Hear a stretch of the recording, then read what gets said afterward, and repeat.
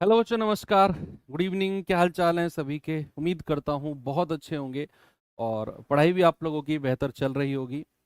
तो चलिए बच्चे, आज एक अपना नया टॉपिक और एक ऐसा टॉपिक अक्सर जिसने बड़ा ही खौफ का माहौल बना के रखा है कंपटीशन की तैयारी करने वाले बच्चों के अंदर, कंपाउंड इंटरेस्ट। बच्चे, आप लोगों से मेरा प्रॉमिस है कि आप लोग इस चैप्टर को बहुत ही आराम से, जिस तरीके से मैं पढ़ाऊं, मैं इसमें हो सकता है कि एक दो क्लासेस एक्स्ट्रा लगाऊं, क्योंकि चैप्टर बड़ा इंपॉर्टेंट है और बच्चे अक्सर इससे डरते हैं।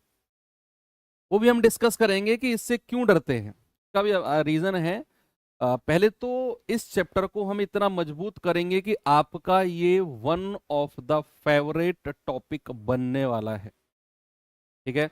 अब ये चैप्टर सेकंड लास्ट चैप्टर है अर्थमेटिक का। इसके बाद सीधा फिर हम पहुंचेंगे अपने टाइम स्पीड एंड डिस्टेंस यानी कि समय चाल दूरी पे, और उसके बाद में पूरा अर्थमेटिक हमारा कंप्लीट हो जाएगा। और ये चीज हम इसी महीने में एंड कर रहे होंगे, यानी कंपाउंड इंटरेस्ट और टाइम स्पीड डिस्टेंस दोनों इसी महीने में एंड कर देंगे। नेक्स्ट महीने की शुरुआत से हम लोग अपना जो एडवांस मैथ का पार्ट है उसे कंप्लीट करेंगे। ठीक है। कल क्लास मैंने नहीं ली बच्चे, उसका एक रीजन है। कुछ बच्चे कह रहे थे कि सर आपने यूट्यूब पर वो तो ले ली एमटीएस का डेमो, फिर आपकी तबीयत खराब कैसे है? तबीयत खराब इन द सेंस, आप ये मत सोचा करो कि आदमी हॉस्पिटल में ही एडमिट होगा तभी उसकी तबीयत खराब मानी जाएगी। वो क्लास मैंने इसलिए ली क्योंकि वो मजबूरी थी। डेमो क्लास है, उसको खत्म नहीं कर सकते हैं। फिर मतलब इतनी हिम्मत नहीं हो रही थी कि बैक टू बैक आपकी भी क्लास में ले पाऊं। तो इसी वजह से आपकी क्लास को थोड़ा सा नहीं तो नॉर्मली मैं रोकता नहीं हूँ, बहुत ही ज़्यादा मजबूरी थी जिस वजह से मुझे आपकी क्लास रोकनी पड़ी। और अब ठीक है, काफ़ी बेहतर है। हाँ, सिंप्लीफिकेशन वो एडवांस मैथ का ही पार्ट है बच्चे, वो नेक्स्ट मंथ के शुरू में हम करेंगे। छोटे छोटे चैप्टर हैं सिंप्लीफिकेशन और सर्ड सिंडेसिस। हालांकि सर्ड सिंडेसिस जो है घातांक करनी, वो कंप्लीट आपका एलजेब्रा का ही पार्ट है। एलजेब्रा में से उसको हटा के सर्ड सिंडेसिस बना दिया है, नहीं तो एलजेब्रा का ही एक छोटा सा पार्ट आप कह सकते हो उसे। सिंप्लीफिकेशन यानी कि उसमें हम लोग पढ़ेंगे अपना पॉडमास, तो पॉडमास है सिंप्लीफिकेशन। चलो शुरू करें। कंपाउंड इंटरेस्ट बड़ा इंटरेस्टिंग चैप्टर होने वाला है। हाँ, मैं आपको कह रहा था कि बच्चे इससे डरते क्यों हैं। दो रीजन है। एक तो इसमें कैलकुलेशंस होती है, पॉइंट डेसिमल वाली कैलकुलेशन है, वो देखनी है हमें। यस, बनेंगी। कंपाउंड इंटरेस्ट है, चक्रवर्ती ब्याज है, डेसिमल तो बनेंगी। दूसरा, आप अगर किसी अपने सीनियर से पूछोगे, सीनियर इन द सेंस जो पहले से आपसे पहले तैयारी कर रहे हैं, तो कंपाउंड इंटरेस्ट चैप्टर को ना एक हार्ड चैप्टर की गिनती में काउंट करते हैं। और फिर आपकी भी मेंटेलिटी वही बन जाती है कि यार भैया ने बोला है हार्ड है तो हार्ड है ना, हार्ड है तो हार्ड है। तो फिर आप भी उसको as a hard chapter treat करते हो, और फिर जब उस चैप्टर को पढ़ने की कोशिश करते हो तो आपका दिमाग तैयार रहता है कि ये चैप्टर हार्ड है। और फिर चीजें जो आसान होती हैं वो भी समझने में थोड़ी सी आपको प्रॉब्लम आती है। अब हम जब जिस तरीके से मैं आपको ये चैप्टर पढ़ाऊंगा और जैसे जैसे हम इस चैप्टर को पढ़ेंगे, आप देखना आपका जो कॉन्फिडेंस लेवल साधारण ब्याज में बना था ना, उससे भी ज्यादा आपका कॉन्फिडेंस लेवल इस कंपाउंड इंटरेस्ट में बनने वाला है। ये तो हो गई इस बात का थोड़ा, इस चैप्टर का थोड़ा सा ओवरव्यू। बात आती है कि कंपाउंड इंटरेस्ट ना, चक्रवर्ती ब्याज होता क्या है। देखो ये चैप्टर में ना हमें थोड़ा सा सीरियस रहना पड़ेगा। सीरियस इन द सेंस ऐसा नहीं है कि बिल्कुल ही वो, लेकिन हाँ थोड़ा सा कंसंट्रेशन की आपकी जरूरत पड़ेगी, और पहली दो क्लास में तो जरूर, क्योंकि आज आज की जो आपकी क्लास होने वाली है उसमें मैं कंप्लीट आपको थ्योरी पढ़ाऊंगा। और वो बहुत जरूरी है, क्योंकि वो अगर आपने नहीं पढ़ी तो फिर चैप्टर में हर सवाल में आपको प्रॉब्लम आएगी। आज कंप्लीट हम देखेंगे कि चक्रवर्ती ब्याज, व्हाट इज कंपाउंड इंटरेस्ट, ये मैं आपको आज सिखाऊंगा। अब सुनो, साधारण ब्याज हमने पढ़ा। क्या पढ़ा साधारण ब्याज के बारे में? क्या था simple interest? Sir, simple interest यानी कि साधारण ब्याज था जो, दो बात थी, जो केवल मूलधन पर लगता है, केवल हमारा प्रिंसिपल पर कैलकुलेट होता है, और हर साल बराबर रहता है। दो बात थी सिंपल इंटरेस्ट के बारे में, कि जो केवल मूलधन पर लगता है और हर साल बराबर होता है। हर साल बराबर मतलब कि अगर पहली साल 10% का ब्याज मिला तो हर साल 10% का मिलता जाएगा। यही रीजन था कि हम जब प्रतिशत ब्याज निकाल रहे थे तो मैं कह रहा था कि एक साल में अगर आपको 10% ब्याज मिला, यानी कि ब्याज की दर अगर 10% है, तो भाई साहब 3 साल का ब्याज कितना होगा? तो हम सीधा 10% को 3 से गुणा कर रहे थे, क्योंकि हर साल 10%, 10%, 10% ब्याज था। वो था सिंपल। लेकिन बात जब हम कंपाउंड की करेंगे, चक्रवृद्धि ब्याज की करेंगे, दरअसल ये चक्रवृद्धि ब्याज वही है जो काली सी टोपी पहनकर सिर पे टीका लगाकर अब से 150 साल पहले मुंशी होते थे ना, 150 साल, 200 साल, और भी अगर मैं पहले जाऊं, 250, 300 साल पहले जो मुंशी होते थे वो पट्टे पर जमीन रखते थे। याद है ना, पट्टे पर जमीन रखना। पट्टे पर जमीन रखने का मतलब होता है गिरवी रखना। आपकी जमीन या फिर किसानों की जमीन वो गिरवी रखते थे, और ये बात पर कि भाई तेरी जमीन के कागज मेरे पास रखे हैं, तुझे अपनी लड़की की शादी करनी है, ये ले 20,000 रुपए, और जब तू इन्हें चुका देगा अपनी जमीन के कागज ले जाइयो। आजकल तो रजिस्ट्री होती है प्रॉपर, जमीन के कागज लेने से कोई फायदा नहीं होता कि आपकी जमीन के कागज कोई और ले गया ना तो जमीन उसकी हो गई, ऐसा नहीं है आजकल, ऐसा नहीं है। आजकल तो प्रॉपर थंब इम्प्रेशन से आपके फोटो खींचकर सब कुछ रजिस्ट्री होती है। कागज ले जाओ भैया, हम तो रजिस्ट्रार ऑफिस से दूसरे कागज निकलवा लेंगे, है ना। आजकल ऐसा नहीं है, आजकल सब कुछ ऑनलाइन बायोमेट्रिक वगैरह हो गया है। तो पहले क्या था, जिसके पास कागज आपकी जमीन के, जमीन उसकी, जमीन उसकी, जिसके पास कागज है भैया, है ना। तो और अंगूठा लगवा लेता था वो मुंशी, अंगूठा लगवा लेता था, जिसके पास कागज, अंगूठा, जमीन उसकी। वो कहता था ये 20,000 रुपए ले जा, और जब दे दे इन 20,000 को, ले जियो, लेकिन ये 20,000 रुपए मिलेंगे तुझे ब्याज पर। और ब्याज क्या लगेगा, चक्रवृद्धि या साधारण, ये उसको नहीं पता था, उस किसान को नहीं पता था। ये तो बस ये था कि यार पैसे मिल जाए ना, मैं अपनी बेटी की शादी कर दूं, मेरी बेटी के हाथ पीले हो जाए ना, जमीन वमीन तो ठीक है मैं ले लूंगा, और डबल मेहनत करूंगा, रात में मैं 6 घंटे सोता हूँ, मैं 2 ही घंटे सोऊंगा, 4 घंटे काम कर लूंगा मैं। वो सीधा किसान, वो उसको नहीं पता था। लेकिन इस मुंशी को पता था कि ये जिंदगी में 20,000 नहीं लौटा पाएगा। क्यों? क्योंकि उस मुंशी ने लगाया था चक्रवृद्धि ब्याज। चक्रवृद्धि ब्याज का मतलब है कि उसने 20,000 रुपए दिए, मान लो पहले महीने के बाद एक महीने में उसका ब्याज बन गया, सपोज 500 रुपए ब्याज बन गया, लेट सपोज 500 रुपए एक महीने का ब्याज बन गया। अगले महीने जो ब्याज बनेगा ना, वो 500 नहीं बनेगा, वो बनेगा 20,000 पर, तो बनेगा ही बनेगा। जो पहले महीने का ब्याज है ना 500 रुपया, भाई साहब उस पर भी ब्याज बनेगा। जब बात तीसरे महीने की आएगी ना, तो 20,000 पर तो ब्याज बनेगा ही बनेगा, पहले महीने का जो 500 है उस पर भी बनेगा, दूसरे महीने का जो 500 है उस पर भी बनेगा, पहले महीने के ब्याज पर जो ब्याज कमाया उस पर भी ब्याज लगेगा। ये तो मैंने 3 महीने की बात बताई। जरा सोचो 4 महीने में क्या होगा, जरा सोचो 5 महीने में क्या होगा। क्या कभी किसान अपनी जमीन वापस ले पाया? नहीं ले पाया। तो साहूकार उठते चले गए और किसान दबता चला गया। यही रीजन है कि आजकल कई सारे हमारे ऐसे स्टेट हैं जहां पर लोगों के पास ना रहने के नाम पर एक झोपड़ी है। वो लोग के पास अगर बैठकर आप बात करोगे तो वो ये कहेंगे कि हमारे दादा परदादा जो 3-4 पीढ़ी पहले थे ना, उनके पास 100 बीघा जमीन थी, 50 बीघा थी, 400 बीघा थी। वो गई कहाँ? वो ऐसे ही तो चली गई, कोई लूट के थोड़ी ले गया है, ऐसे गई है वो जमीन सारी, है ना। तो ये थी थोड़ी सी इमोशनल स्टोरी, आपको थोड़ा सा डिफरेंस बताने का कि साधारण ब्याज और चक्रवृद्धि ब्याज में डिफरेंस होता क्या है। अब थोड़ी सी बात आते हैं टेक्निकल बात पे कि कंपाउंड इंटरेस्ट लगता कैसे है, ये जरा इसके बारे में बात करते हैं। तो पहले लिख देता हूं, चक्रवृद्धि ब्याज, चक्रवृद्धि, चक्रवृद्धि ब्याज, है ना। इंग्लिश में इसको बोलते हैं कंपाउंड, कंपाउंड इंटरेस्ट। इसको हम डिनोट करेंगे CI से। सारी टर्मिनोलॉजीज वही हैं जो हमने साधारण ब्याज में पढ़ी थी कि ब्याज आपका अमाउंट, अमाउंट मतलब क्या होता है आपका ब्याज प्लस मूलधन, सब कुछ वही है जो टर्मिनोलॉजीज हमने उसमें पढ़ी। तो ये फायदा है कि हमें अलग से पढ़ने की जरूरत नहीं है। अब चक्रवृद्धि ब्याज के बारे में थोड़ा सा आपको मैं बताता हूं होता क्या है।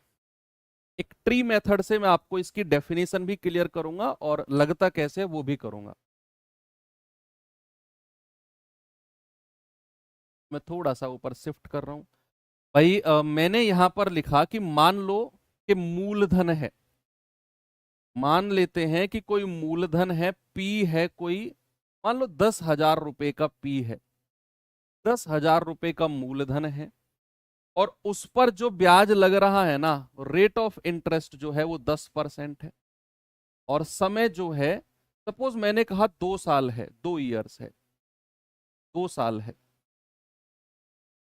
2 साल की बात हो गई। ठीक है, तो इस यहां से कई सारे कॉन्सेप्ट आपको मैं क्लियर करूंगा। तो मैंने कहा कि 10,000 रुपया मूलधन है, इस 10,000 रुपए पर बात हुई है 2 साल की। कितने साल की बात हुई है बच्चे? 2 साल की। पहली साल मैं लिख देता हूं फर्स्ट ईयर, और यहां लिख देता हूं मैं सेकेंड ईयर। यहां क्या लिख देता हूं? Second year. अब जरा मुझे एक बात बताओ कि अगर मैं पहली साल की बात करूं तो रेट ऑफ इंटरेस्ट कितना है? रेट ऑफ इंटरेस्ट है बच्चे 10%। कितना है? 10%। तो 10,000 का 10% कितना होगा? 1,000 रुपया। तो अगर मैं आपसे ये पूछूं कि पहली साल का साधारण ब्याज कितना है, फर्स्ट ईयर का, या फिर अगर मैं ये कहूं कि 1 साल का सिंपल इंटरेस्ट कितना है, तो आप कहेंगे सर 10,000 पर 1 साल का साधारण ब्याज तो 10% यानी कि 1,000 है। और अगर मैं ये पूछूं कि पहली साल का चक्रवृद्धि ब्याज कितना है, भैया पहली साल का चक्रवृद्धि ब्याज भी 10% ही यानी कि 1,000 होगा। तो एक कॉन्सेप्ट तो ये निकल के आया। मैं साइड बाय साइड आपका लिखते चल रहा हूं, मैं साइड बाय साइड आपका लिखते चल रहा हूं कि एक कॉन्सेप्ट तो हमारा ये निकल के आया कि 1 साल का, यानी कि 1 साल का, 1 वर्ष का, या पहली साल का लिखेंगे तो ठीक है। तो पहली साल का, पहली साल का SI साधारण ब्याज बराबर CI के होता है। पहली साल की अगर बात करेगा तो पहली साल जितना सिंपल इंटरेस्ट होगा उतना ही कंपाउंड इंटरेस्ट होगा।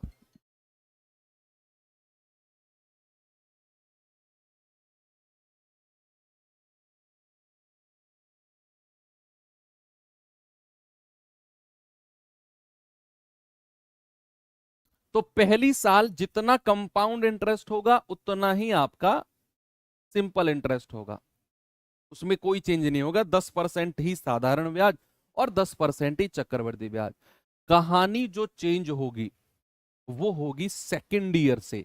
सेकेंड ईयर से मानो मैंने कहा सेकेंड ईयर में मूलधन कितना है? 10,000।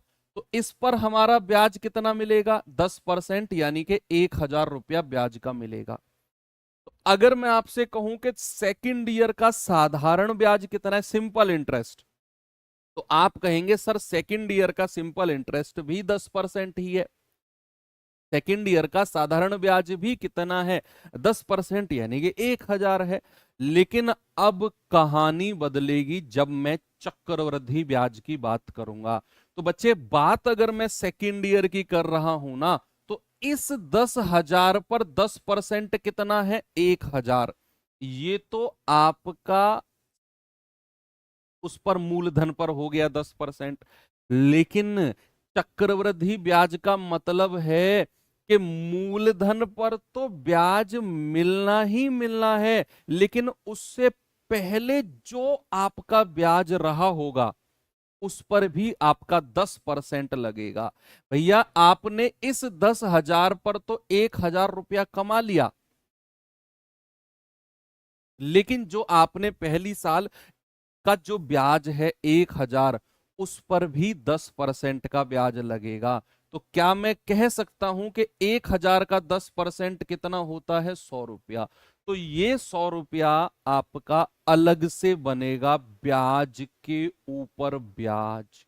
क्या ये बात आपकी क्लियर हुई? एक बार मुझे थम्स अप करके सभी लोग बताएंगे, सभी लोग मुझे थम्स अप करके बताएंगे, क्या ये बात क्लियर हुई आपकी? यस और नो?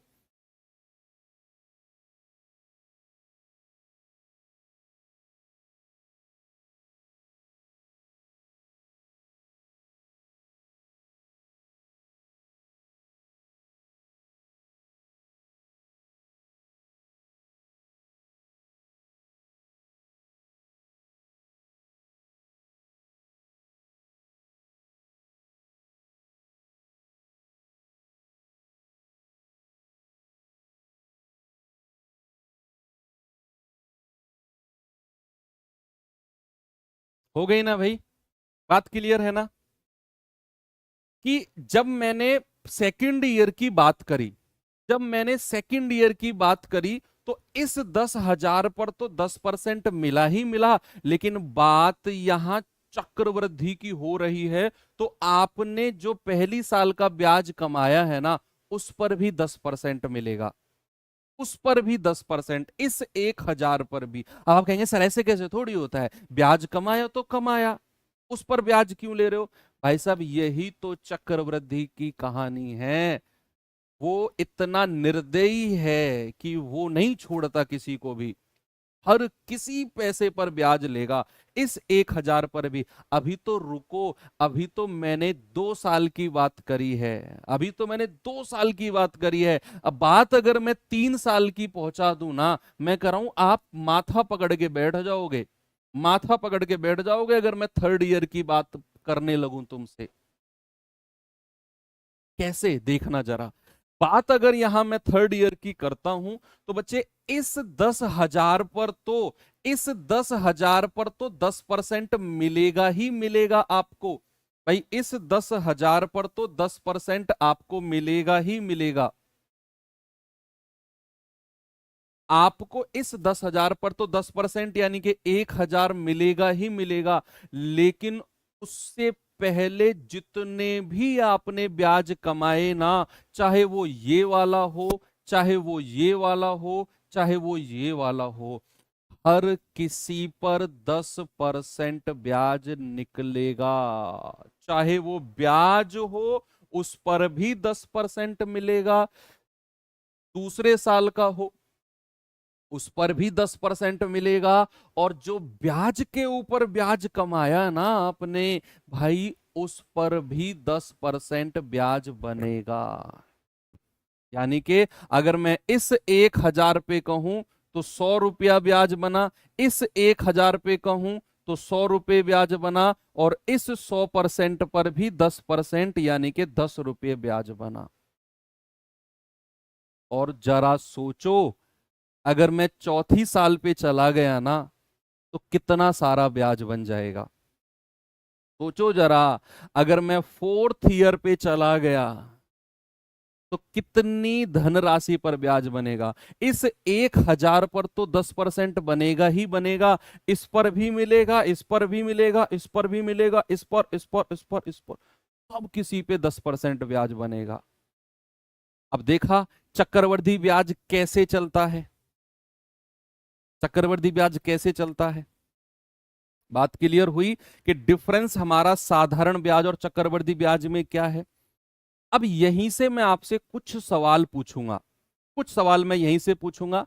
पहला तो यही हो गया कि पहली साल का साधारण ब्याज बराबर पहली साल का चक्रवृद्धि ब्याज। ये कॉन्सेप्ट सबको क्लियर है कि पहली साल चाहे मैं साधारण ब्याज कहूं वो भी 10% रहेगा, पहली साल का चाहे मैं चक्रवृद्धि ब्याज कहूं वो भी 10% ही रहेगा। इतना तो सबको क्लियर है। अब मैं सेकंड पॉइंट आपसे पूछता हूं कि जरा मुझे बताना, 3 साल का, 3 साल का साधारण ब्याज कितना है? 3 साल का अगर मैं केवल सिंपल इंटरेस्ट पूछूं, 3 साल का केवल सिंपल इंटरेस्ट यानी कि साधारण ब्याज पूछूं, तो आप कहेंगे सर 1,000, 1,000 और 1,000। भाई ये तो सिंपल इंटरेस्ट है, 10%, 10%, 10%, हजार हजार हजार। ये जो नीचे चल रहा है ना पैसा, ये जो नीचे चल रहे हैं छोटी छोटी अमाउंट, ये तो चक्रवृद्धि की है। हजार हजार हजार। अगर मैं साधारण ब्याज पूछूंगा तो आप सीधा कह दोगे सर 3 साल का साधारण ब्याज 3,000 रुपया। आपने सीधा साधारण ब्याज को जोड़ दिया।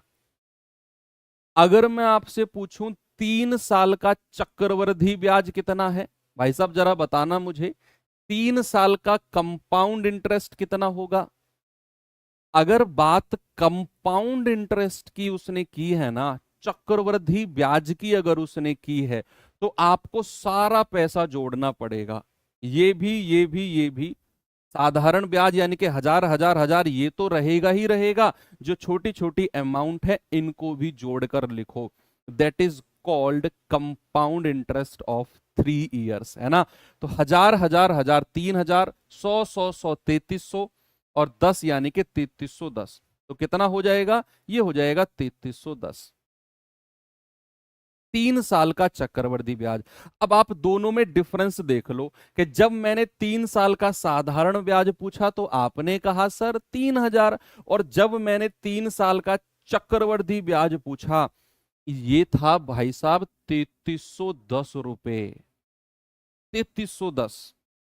देखा, तो यहां से एक पॉइंट हमें क्लियर हो गया कि चक्रवृद्धि ब्याज साधारण से ज्यादा होता है। सर ये भी कोई क्लियर करने की बात है, तो अंडरस्टूड बात है कि simple interest is less than compound interest. 3 साल का साधारण 3,000, 3 साल का चक्रवृद्धि 3310, ज्यादा ही होगा क्योंकि ये ब्याज के ऊपर ब्याज बनता है। हाँ, अब मैं आपसे पूछता हूं फोर्थ पॉइंट इसी में ही। मैंने पूछा कि जरा मुझे बताना सेकेंड ईयर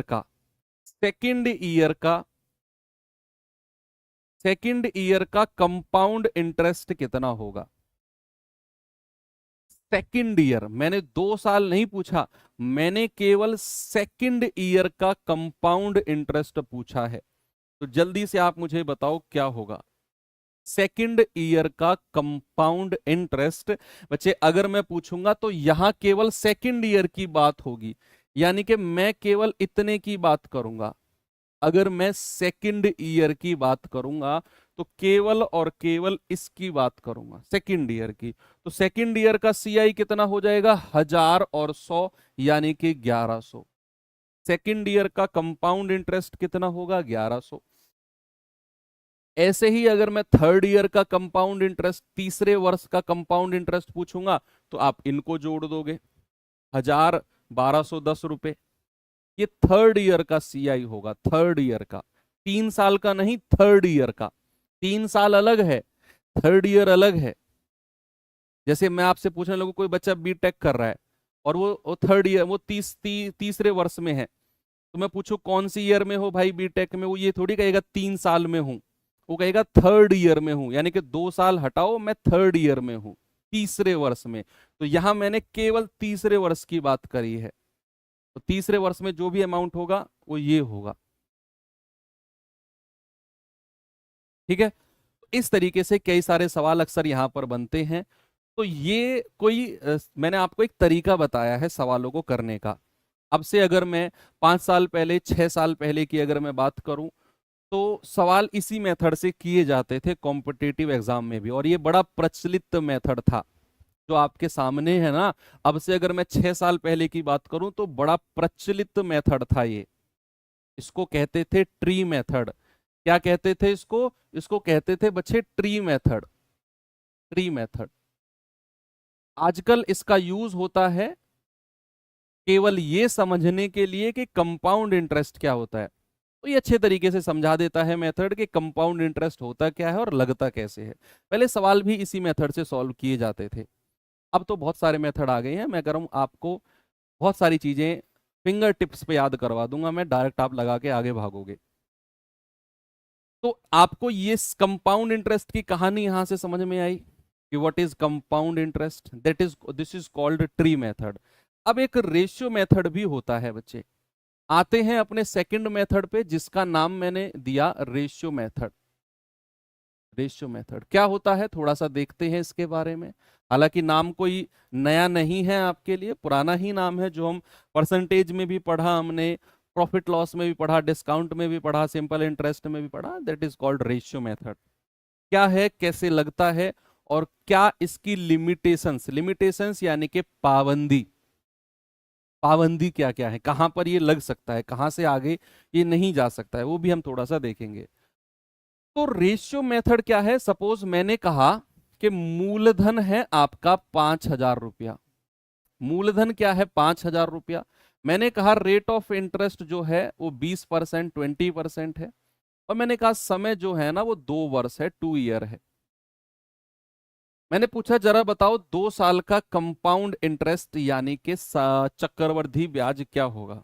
अब ये सवाल आपके सामने है कि मूलधन है आपका 5,000, रेट ऑफ इंटरेस्ट 20%, वार्षिक लिखना चाहो तो लिख दो, वार्षिक ही है ये, ठीक है, लिखना चाहो तो लिख दो। बच्चे मैं फिर कह रहा हूं कि जो ये 2 क्लास आपकी होने वाली है ना, आज की क्लास और कल की क्लास भी जो मैं कराऊंगा, ये आपकी बहुत ही ज्यादा इंपॉर्टेंट होने वाली है, क्योंकि इन 2 क्लास के बाद आपको मैं सवाल ही सवाल कराऊंगा। आज की तो कंप्लीट थ्योरी क्लास होने वाली है, कल आधी क्लास तक आपकी थ्योरी खत्म हो जाएगी, आधी में हम सवालों को शुरू कर देंगे। थ्योरी का मतलब ये नहीं है कि आपको मैं लाइन बाय लाइन लिखवाऊंगा, यानी कि कॉन्सेप्ट सिखाऊंगा। अब तक चीजें डायरेक्ट सवालों से शुरू होती हैं, नहीं, कोई जरूरत नहीं है, पहले सीखो तो सही। होता क्या है, नया सवाल आ गया फिर ऐसे सिर खोजाने लग जाओगे, यार इसमें क्या करें अब, ऐसा नहीं है। मैंने कहा रेशियो मेथड है, अगर मूलधन 5,000 है, ब्याज की दर 20% वार्षिक है, टाइम 2 साल का है, तो कंपाउंड इंटरेस्ट क्या होगा। तो रेशियो मेथड कैसे लगता है जरा देखना। सबसे पहले इस 20% का फ्रैक्शन यानी कि भिन्न बताओ मुझे क्या होगा। आप कहेंगे सर इसका फ्रैक्शन होगा 1/5। क्या होगा बच्चे, इसका फ्रैक्शन लिख दिया 1/5। अब अगर आपसे बोला है 2 वर्ष, क्या बोला है बच्चे, आपसे बोला है उसने 2 वर्ष, 2 वर्ष बोला है। 2 वर्ष का मतलब है कि पहली साल अगर मूलधन 5 रुपए है, तो 1 रुपया ब्याज बन के कितना रुपया बन गया, 6 रुपया। यानी कि मूलधन प्रिंसिपल अगर 5 रुपए है, तो 1 रुपया ब्याज बन के कितना बन गया, 6 रुपए बन गया मिश्र धन। और ऐसा उसने बोला है 2 साल। क्या बोला उसने, ऐसा उसने बोला है 2 साल। तो आपने 2 बार 5 से 6, 5 से 6 करना है, इधर गुणा करेंगे 25, इधर गुणा करेंगे 36। बच्चे जो इधर वाला पार्ट है ना आपका, लेफ्ट हैंड साइड वाला पार्ट है, इसको कहते हैं मूलधन। इसको क्या कहते हैं, मूलधन, यानी कि प्रिंसिपल। और जो राइट हैंड वाला पार्ट है इसको कहते हैं मिश्र धन। क्या कहते हैं, इसको कहते हैं मिश्र धन यानी कि अमाउंट। और इन दोनों का जो डिफरेंस होगा कितना होगा, 11। डिफरेंस कितना है इनका, 11। और इन दोनों का जो डिफरेंस है 11, उसको कहते हैं कंपाउंड इंटरेस्ट।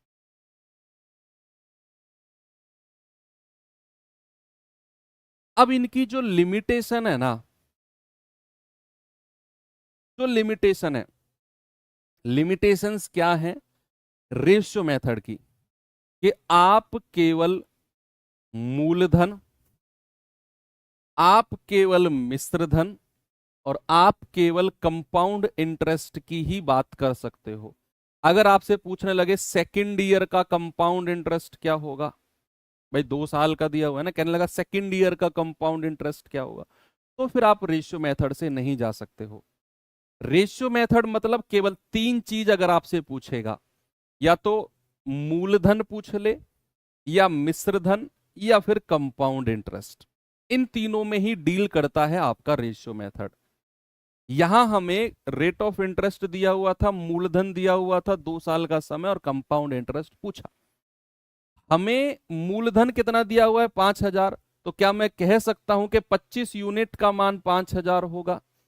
1 यूनिट का मान कितना होगा, 5,000 बटा 25, तो 25 दूनी 50, यानी कि 1 यूनिट का मान 200। आपसे पूछा है सीआई कंपाउंड इंटरेस्ट बताओ, वो तो 11 यूनिट है। तो 11 यूनिट का मान कितना होगा, 11 गुणा 200 यानी कि 2200। बच्चे आपका कंपाउंड इंटरेस्ट यानी कि चक्रवृद्धि ब्याज कितना हो गया सर, 2200 हो गया। इनकेस अगर आपसे मिश्रधन पूछेगा तो 1 यूनिट का मान 200, तो मिश्रधन आपका हो जाएगा 36 यूनिट यानी कि 36 गुणा 200, तो मिश्रधन आपका हो जाएगा 7200। अमाउंट कितनी हो जाएगी भाई, अमाउंट हो जाएगी आपकी 7200। सीआई पूछेगा तो आपका 200। ठीक है, एक और एग्जांपल आपको कराऊं, एक और एग्जांपल कराता हूं मैं। चलो एग्जांपल मैंने आपको दिया कि आपका जो प्रिंसिपल है या जो आपका अमाउंट है 9800 रुपए है, आपका जो रेट ऑफ इंटरेस्ट है वो 16 सही 2/3% वार्षिक है, एनुअली है, और आपको समय दिया हुआ है 2 वर्ष, 2 साल। आपको बताना है प्रिंसिपल मूलधन क्या होगा और 2 साल का सीआई यानी कि कंपाउंड इंटरेस्ट क्या होगा। बताइए जल्दी से जवाब, कैसे करेंगे। फिर और आगे चलता हूं मैं आपको लेकर। ठीक है, अभी तो सीआई में घुसे हैं हम लोग, अभी तो बहुत सारी चीजें हमें इसमें पढ़नी है। एक बार आपको कॉन्सेप्ट समझ में आ गया ना, मैं कह रहा हूँ सवाल को तो मैं भगाते हुए लेकर चलूंगा। जैसे बचपन में आपने टायर घुमाया है, ऐसे हैं किसी ने जिन्होंने बचपन में टायर घुमाया हो, वो छोटी सी डंडी हाथ में होती थी और वो टायर जो पुराने टायर साइकिल के होते थे ना, वो वाला। ऐसे सवालों को लेकर चलेंगे। कहीं बाहर जा रहे हैं टायर साथ में जाएगा, टायर साथ में जाएगा। कहीं अगर दुकान पे भी जा रहे हैं तो टायर साथ में जाएगा। वो गांव में बड़े प्रचलित थे, जो बच्चे शहर के हैं वो शायद इस बात को, इस फीलिंग को, इस इमोशंस को नहीं जानते होंगे। What is the value of tyre. मेरे पास 3 थे, मुझे आज भी याद है।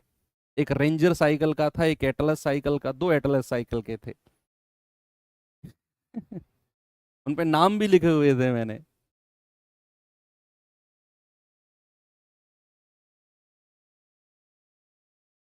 चलो बताओ इस सवाल को जल्दी से।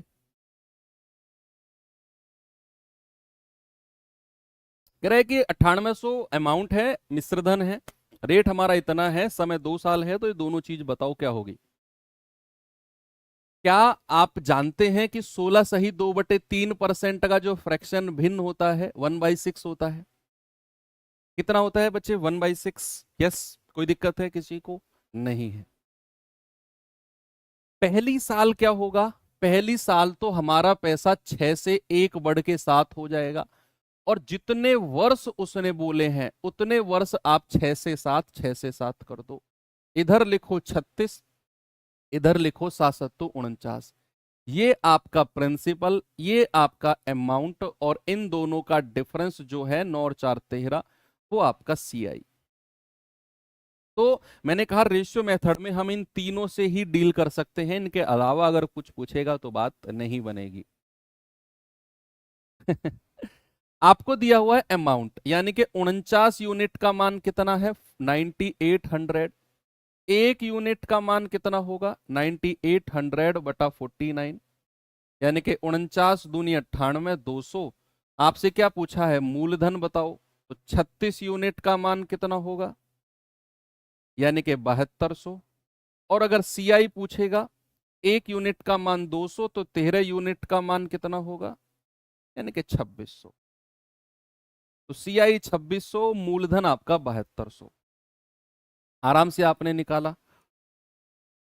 अब आपके पास जब भी रेट ऑफ इंटरेस्ट कुछ इस तरह के ऊट पटांग आए, लाइक 16 सही 2/3%, लाइक 12.5%, 33 सही 1/3%, तो कोशिश करना कि आप रेशियो मेथड का यूज करो। जो भी इससे आगे अब मैं आपको बताने जा रहा हूं, इस तरह के परसेंटेज में वहां डील मत करना। रेशियो मेथड की भी अपनी एक पहचान है भाई, अपना स्टैंड है। ऐसा नहीं है कि इसको पढ़ा ऐसे रोल करके डस्टबिन में डाल दिया, नहीं, इसकी अपनी एक स्टैंड है, अपना एक वजूद है इसका भी। ऐसी परसेंटेज आएंगी ना तो रेशियो मेथड याद आएगा हमको। कि रेशियो मेथड के पास चलो। तो इसको भी दिमाग के किसी कोने में इज्जत देकर बैठा लो, क्योंकि अभी हम बहुत सारे कॉन्सेप्ट की धज्जियां उड़ाने वाले हैं। जैसे जैसे हमारी क्लास आगे बढ़ेगी ना, ये मैं कह रहा हूँ ऑलमोस्ट 90% सवालों की आपके कॉन्सेप्ट के आप धज्जियां उड़ाने वाले हो, जितने भी आपके वनडे एग्जाम में आते हैं। देखना आप, अभी तो चीजें शुरुआत है, आगे चलते हैं। इतनी चीज क्लियर है? किसी को कोई दिक्कत है? नहीं? आगे बढ़ते हैं। अब आते हैं कुछ, देखो हमने दो चीज पढ़ी, पहला हमने ट्री मेथड पढ़ा, सेकंड हमने रेशियो मेथड पढ़ा, थर्ड आते हैं अब फॉर्मूलेज पे।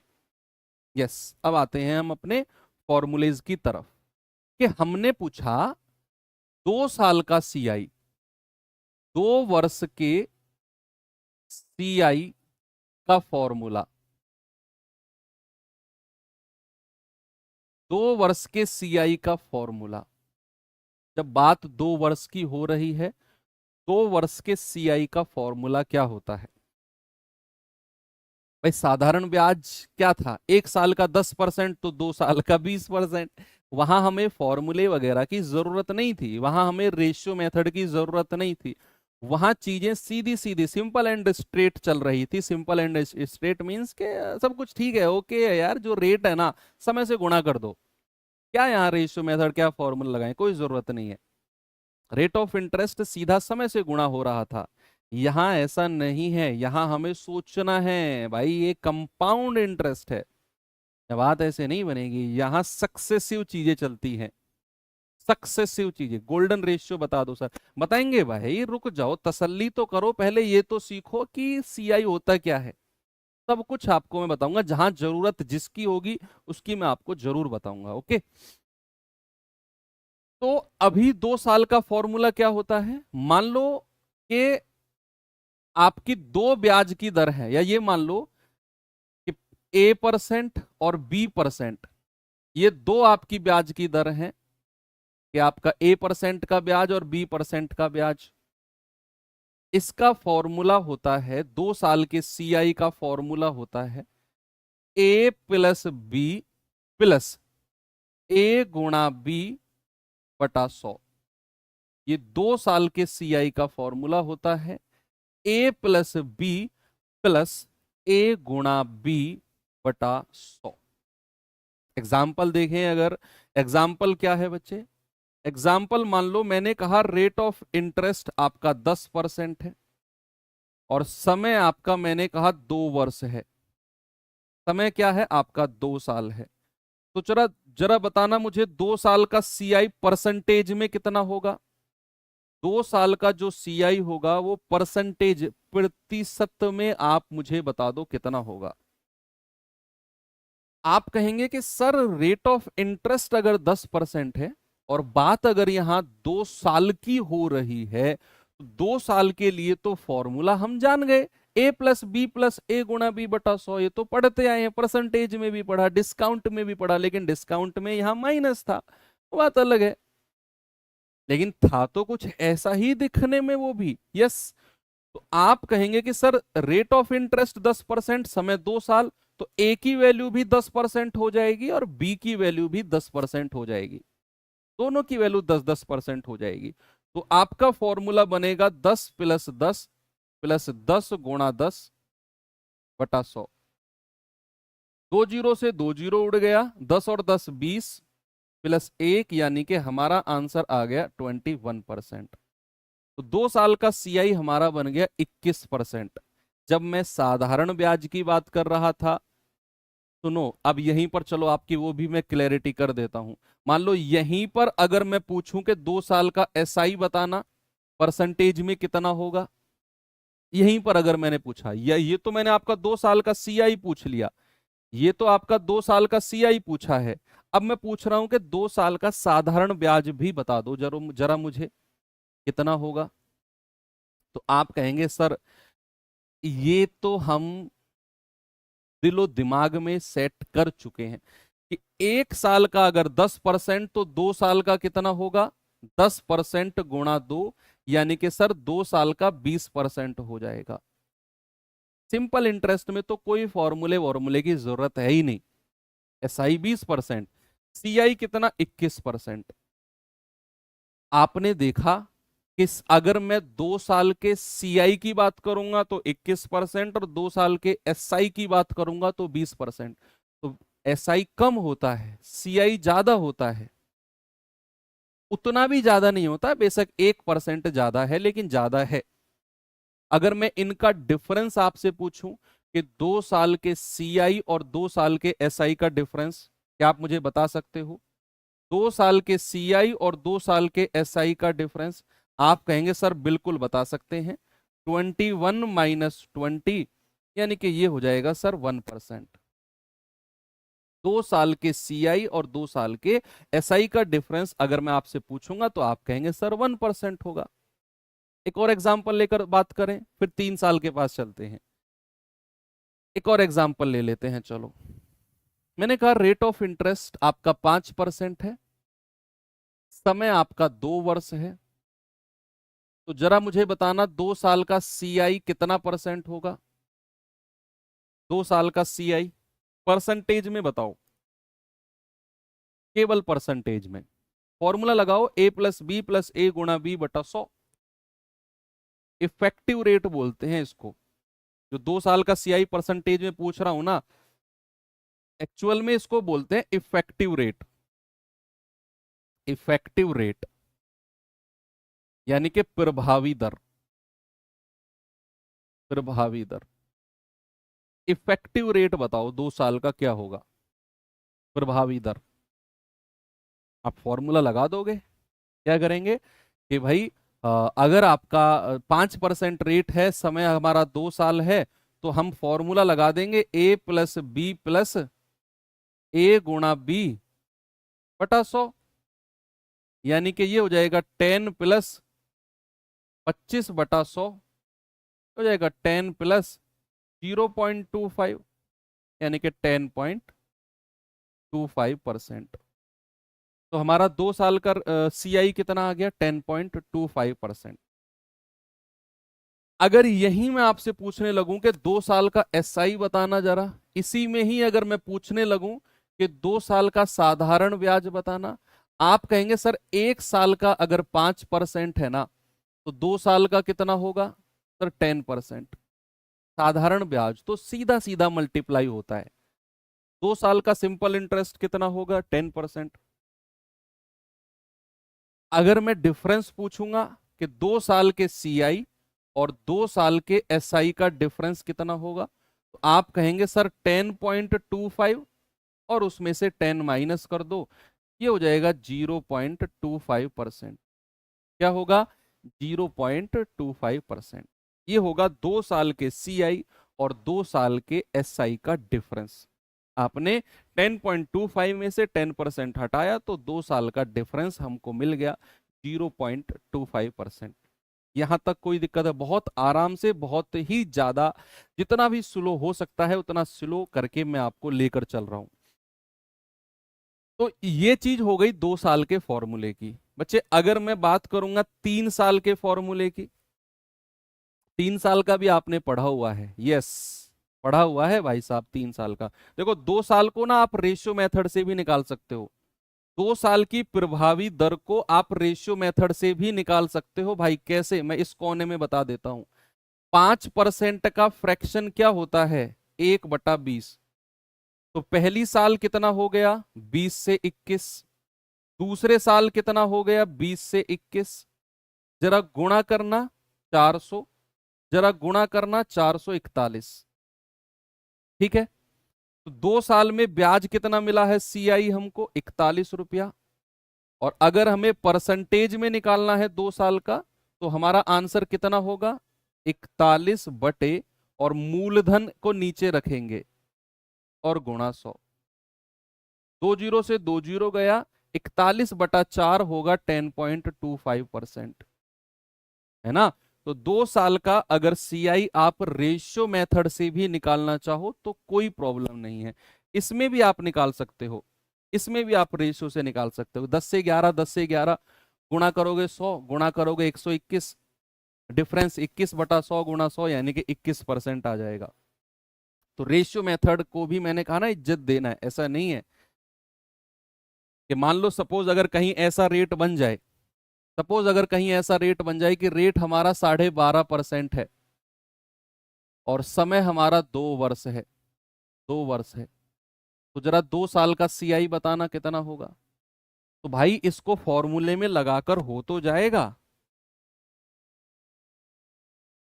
लेकिन हालत खराब हो जाएगी अगर आप 12.5% को, मान लो ये तो 12.5% है, चलो 12.5 लिख के मैं बना सकता हूं। सपोज अगर कहीं ऐसा आ गया कि 16 सही 2/3% अगर रेट है, सपोज कहीं ऐसा आ गया 14 सही 2/7% अगर रेट है, तो फिर तो हालत खराब होनी है ना, फिर हमारा फॉर्मूला कहाँ लगेगा। लगेगा तो, लेकिन कितनी बड़ी कैलकुलेशन जाएगी आप सोच भी नहीं सकते हो अगर रेट ऑफ इंटरेस्ट थोड़ा सा ऊपर नीचे हो गया।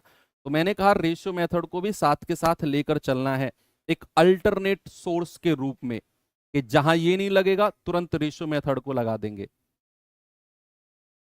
तो यहां आप क्या करेंगे, 12.5% का फ्रैक्शन 1/8 होता है, तो पहली साल 8 से 9 एक प्लस किया, बात 2 साल की हो रही है तो 8 से 9 गुणा करेंगे 64, गुणा करेंगे 81, कितना ज्यादा है भाई, ये 17 ज्यादा है, और अगर परसेंटेज में निकालना है तो 17/64 और गुणा 100, ये जाएगा 16 बार, 4 से 25 बार, 17 पंजे 85, 17 दूनी 34 और 8 42/16, ये जाएगा 16 दूनी 32, 10, 16 छिक्कम 96, 96 4 5 9, 16 पंजे 80, मतलब लगभग 26.5% के आसपास हम कह सकते हैं, लगभग 26.5% के अप्रोक्स हम कह सकते हैं कि इतना परसेंट इफेक्टिव रेट बनेगा, इफेक्टिव रेट। ओके, कोई प्रॉब्लम है किसी को, नहीं ना, आराम से आप कर सकते हैं। मैंने कहा ना, रेट ऑफ इंटरेस्ट अगर ऐसा हो तो फिर थोड़ा सा सोचने की बात बनती है। एक और सवाल अगर मैं आपको दूं ऐसा ही, मैंने कहा रेट ऑफ इंटरेस्ट आपका पहली साल का 12.5% है, और दूसरे साल का रेट ऑफ इंटरेस्ट है 16 सही 2/3%। भाई ये तो फर्स्ट ईयर का दे दिया मैंने, फर्स्ट ईयर, दोनों साल अलग अलग रेट लगे हैं, ये सेकंड ईयर का मैंने दे दिया, सेकंड ईयर का, और मैंने कहा बताओ 2 साल का इफेक्टिव रेट कितना परसेंट होगा, बताइए।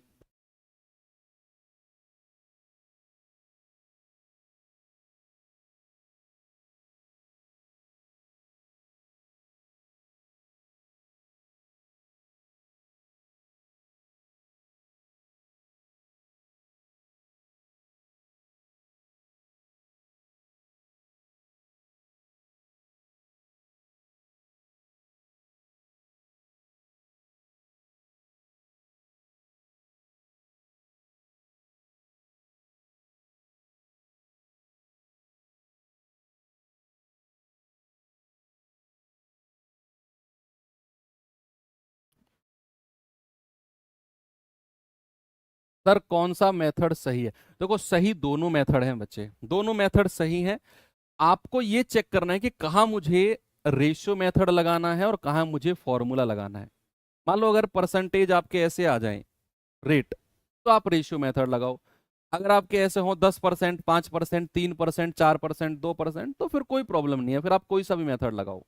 ओ सॉरी, फिर आपको फॉर्मूला जाना पड़ेगा। मान लो अगर 2%, 3% आ गया तो रेशियो मेथड से बड़ा टिपिकल हो जाएगा। फिर अगर 10%, 20% ऐसा रेट है, ऐसी दर है, तो फिर आप चाहे रेशियो से जाओ चाहे आप फॉर्मूला लगाओ, आपकी मर्जी है। जरा इसका बताना भाई कि पहली साल 12.5% है, 12.5% का हमारा फ्रैक्शन भिन्न होता है 1/8, और 16 सही 2/3% का हमारा फ्रैक्शन होता है 1/6। तो पहली साल कितना होगा, 1/8 यानी कि 8 से बढ़कर 9, और दूसरी साल होगा 1/6 यानी कि 6 से बढ़ के 7। आप गुणा करेंगे, 8 × 6 = 48, 9 × 7 = 63, तो कितना सी आई आया है, 12 और 3 15, और अगर परसेंटेज में निकालना है तो 15/48 और गुणा 100। भाई 3 पंजे 15 और 3 से जाएगा 16 बार, 4 चौके 16, 25 चौके 100, 25 पंजे 125/4%। ये आ जाएगा 31.25%। कितना होगा? 31.25%। ओके, कोई प्रॉब्लम नहीं है, आगे बढ़े। चलो, अब बात आती है 3 साल की। बात करते हैं बच्चे 3 साल की, कि 3 साल का फॉर्मूला क्या होता है। तो 3 वर्ष के सीआई का फॉर्मूला, 3 वर्ष के सीआई का फॉर्मूला, जरा इसको भी देखते हैं क्या है इसमें। भाई, अगर आपका rate of interest A%, B% और C% ऐसा हो कि पहली साल A%, दूसरे साल B% और तीसरे साल C%, अगर ऐसा हो तो आपका फॉर्मूला क्या होता है? आपका फॉर्मूला होता है, ये आपने पढ़ा हुआ है, कि पहले स्टेप में आप तीनों को ऐड कर दो। पहले स्टेप में क्या करेंगे?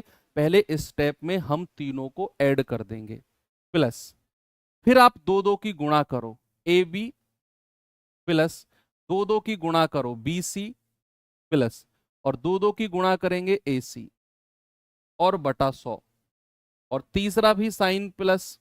अब आप तीनों की गुणा कर दो, यानी कि ए बी सी, और यहां 2 जीरो से डिवाइड किया है तो यहां 4 जीरो से डिवाइड कर दो।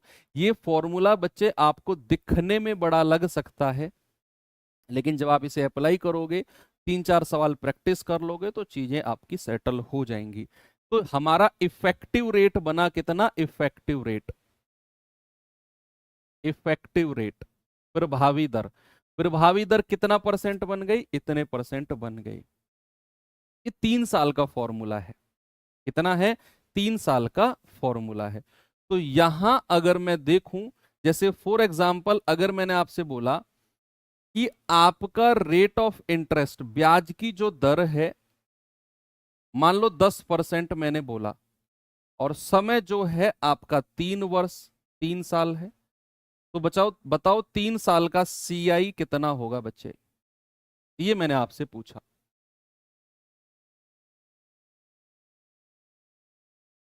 3 साल का हमारा प्रभावी दर यानी कि इफेक्टिव रेट क्या होगा? लगाइए दिमाग इसमें।